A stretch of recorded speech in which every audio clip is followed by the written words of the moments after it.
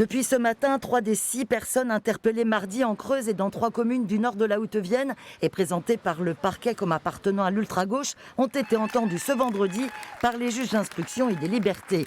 Peu avant 16 h, la directrice de l'école de Jean-Sioux-Pigerolles est libérée après plus de 80 heures de garde à vue. Placée sous contrôle judiciaire, elle est mise en examen pour des faits d'association de malfaiteurs. C'est un immense soulagement. C'est soulagement pour elle, c'est soulagement pour sa famille. Il ne faut pas oublier que c'est une femme de 57 ans qui est directrice d'école, qui n'a jamais fait l'objet d'aucune procédure judiciaire, qui a été placée en garde à vue pour la toute première fois de sa vie. C'était très difficile pour elle. Elle a été privée de sa liberté pendant 4 jours. C'était très compliqué, c'est un vrai soulagement et pour elle et d'ailleurs pour sa famille. Vers 17 h, c'est un second protagoniste qui est libéré, Fernando, domicilié à Bussière-Beaufy.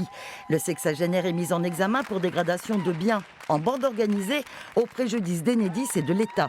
Il est soupçonné d'avoir commis des faits de nature à porter atteinte aux intérêts fondamentaux de la nation, mais également d'être l'auteur de plusieurs tags sur les lieux des sinistres.